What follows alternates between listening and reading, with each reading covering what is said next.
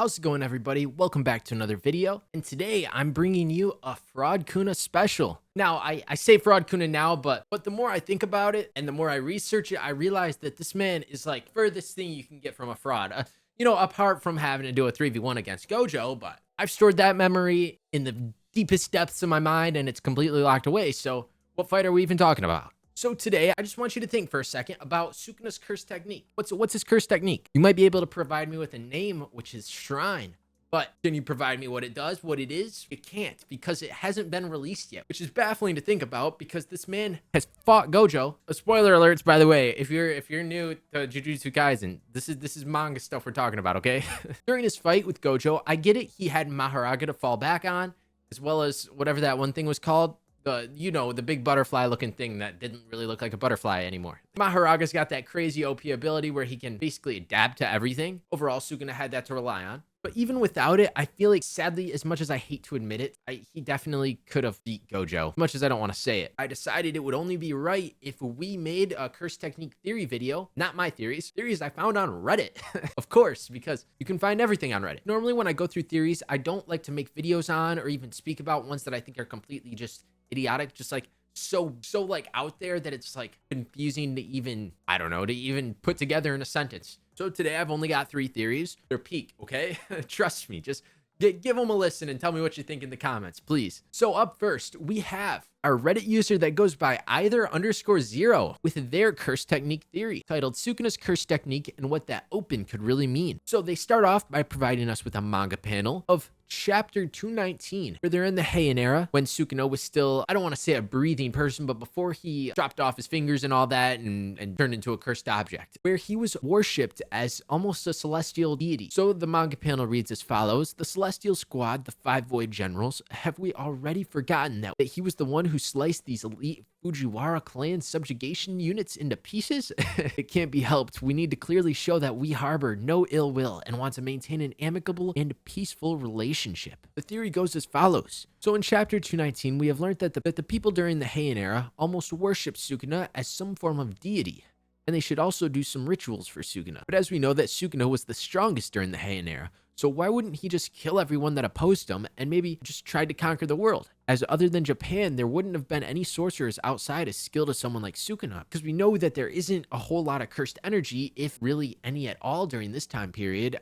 outside of Japan. And Sukuna's curse technique is literally named a shrine, a place where gods are worshipped. And the way Sukuna was considered like a deity, isn't that too much of a coincidence? If we consider a shrine in my country, I assume they live in an Eastern country because we don't have much of that in the Western. We may, but I've never seen one.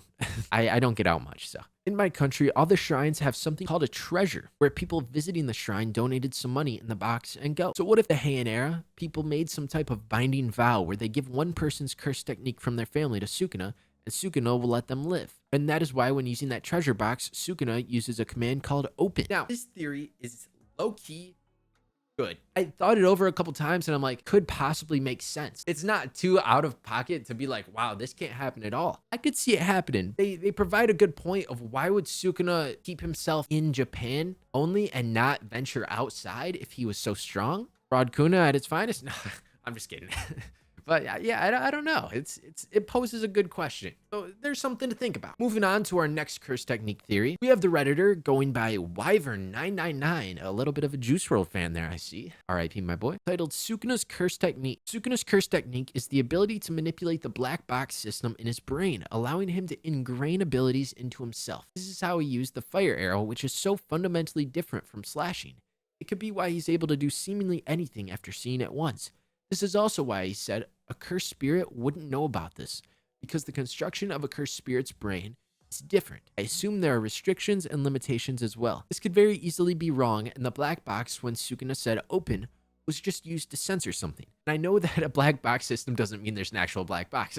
So they're referring to the fight with Jogo, where Sukuna said that he's a cursed spirit, so we wouldn't know about this. And then after he says open, a little black box appears, which I think it is very important to look at this black box, because Gege's writing this. If it was anybody else, except for maybe like Hajime Isayama, who wrote Attack on Titan, it's a pretty far-fetched thing for a lot of other mangakas to include just a black box there. I feel like Gege is someone that would definitely allow this black box to correlate correlate, because why wouldn't you just throw in like hashtags or something if you didn't want us to hear what was being said? Or why didn't you just leave the bubble blank? Because that's a big thing that people do when the character says something they don't want the reader to find out. So in my opinion, there should have just been nothing there, but instead there's a black box, which poses the question of, why is there a black box as opposed to nothing else? That's why I think that this theory also has some backing. Now, this third theory, we have it confirmed that his curse technique is called Shrine. So there's a little bit of mix up here, but I still think that this theory has some backing and is not completely absurd. And it's actually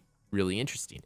This one comes from the Redditor called King Uzoma with the title of Sukuna's curse technique is not as simple as eating. We didn't go over any eating ones, but we went over a warship one. So this falls in the same category. You'll see in the first sentence.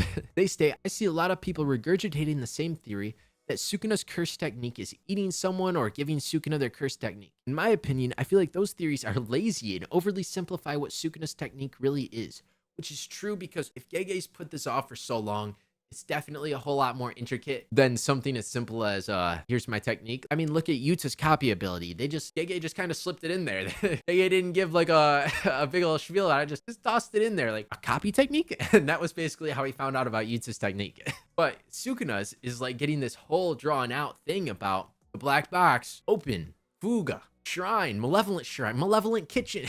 So several times throughout the story, we see how knowledgeable Sukuna is at recognizing abilities and techniques. He instantly notices Megami's potential, guessed Fairy's daughter's techniques, replicated Higo's technique, and quickly found out Maharaga's ability. In the battle with Jogo, Sukuna tells him that a cursed spirit would not understand his jujutsu. He even tells Gojo about how the brain and cursed energy are related. Sukuna's technique definitely has something complex that requires true knowledge of the core of jujutsu. And if you don't recall him speaking to Gojo about how cursed energy and the brain are related, you would see in like about 10 chapters ago when he was fighting with Gojo, and like burning up their brain and then using reverse curse technique to heal it, and that's where they have their little discussion. It may have happened earlier on too, but that's the most recent account I have of it. I believe cleave and dismantle are the reversal of his true technique. Just like how Kenjaku's real technique was reversal, I think Sukuna's technique might be assemble. Now we know that the name of his is Shrine at this point, but this is still a good theory. Keep listening.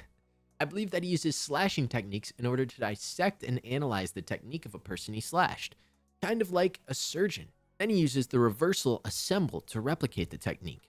This might be why Sukuna has been able to correctly guess the techniques of people he slashed or attacked. This is also why he is so efficient and why he can use 10 shadows so well. He is really good at conceptualizing the mechanics of jujutsu, which is why he can even conjure an open domain. Even Gojo was in awe at how he used Da and Day at the same time. He even copied Kenjaku's cursed object ability at first glance.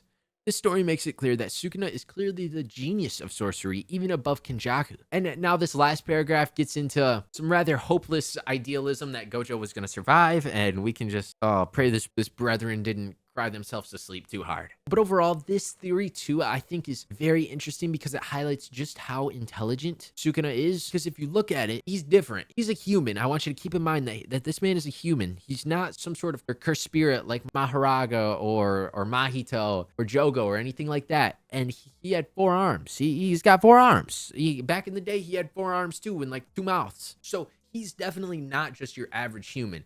And it's hard. We don't know if he was born with these 4 arms or if he learned how to alter his body's mechanics using cursed energy. But it's really nice to see a theory that incorporates his knowledge as opposed to just putting it off as him just taking somebody's cursed technique or having someone devote their cursed technique to him or giving their cursed technique up to him. It's definitely a refreshing take. Now, overall, I hope you enjoyed this video. I enjoy making these theories, and Sukuna's curse technique, I didn't realize that has never been clarified until I was researching more about Jujutsu Kaisen. And I'm like, wow, I need to look into some theories about this. So that I did, and I decided to make a video about it. If you enjoyed this video, please feel free to hit the subscribe button, turn on post notifications, hit the like, I mean, all that jazz. Join the Discord if you want to be dope. Hit up my other socials. Yeah. I hope you have a wonderful day, night, morning, afternoon, sunrise, sunset, whatever time it is for you. I hope you have a great one because you deserve it. I love you all so much, and I will see you in the next video. Bye.